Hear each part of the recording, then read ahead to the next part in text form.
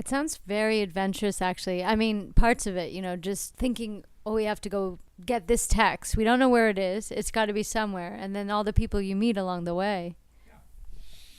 That's the story. That's the thrill, right? But when I was in India, the good thing was that, people would bring in texts, and they were from every tradition. Many people didn't even know what books they had. So all of these books, some of them really, on birch bark, and they would bring them in, and we would say, okay, if you print 18, 20 copies of that, we will buy them.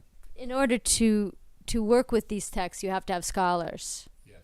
Okay. So it seems like there's this whole new generation of scholars, and I've heard the word Tibetologist. Tibetologist. Wait. So you say that. Tibetologist.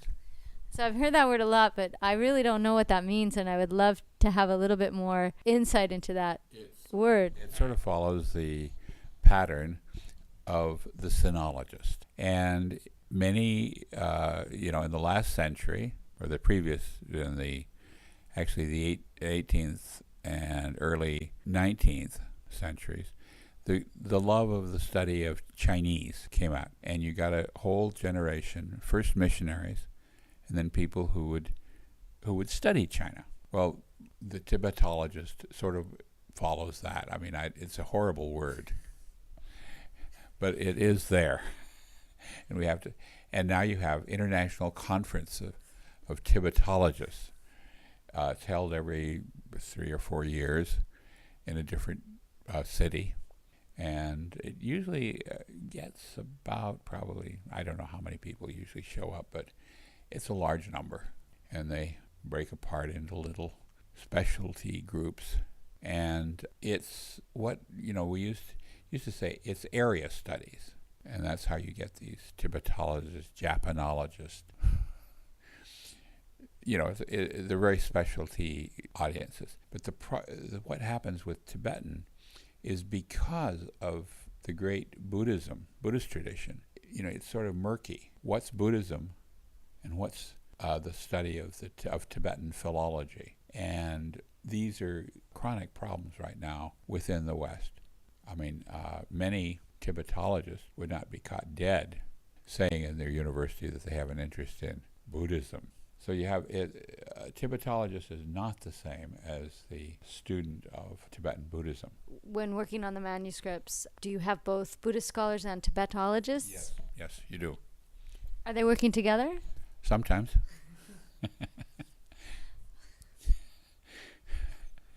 Sometimes.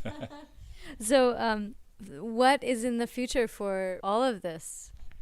Well, I think because of the interest of the unique insights, the wisdom insights that the Tibetan tradition developed, there's more and more interest in, shall we say, the straight academic community in experimenting with some of the insights that have been taught by the Tibetan lamas. And what we're seeing is a coming together of the Tibetologist and the Dharma student.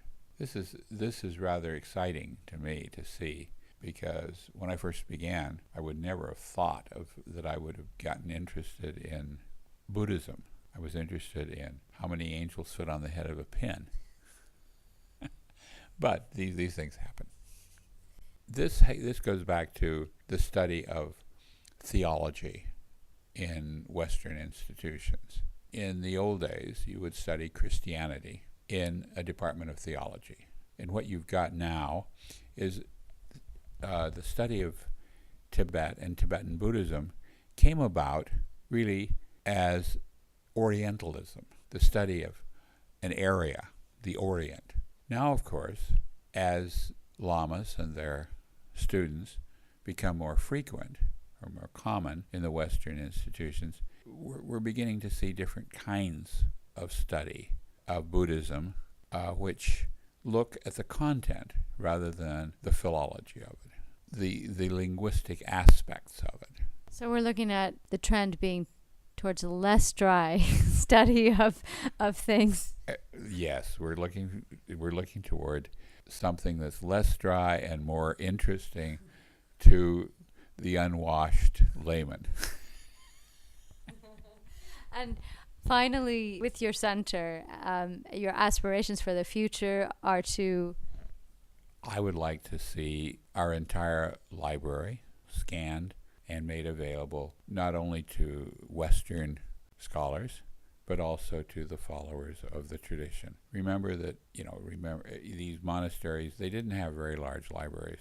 But now we're able, with the going digital, making everything that exists, that survives, available to everyone. So let's see what happens with it. It's an experiment.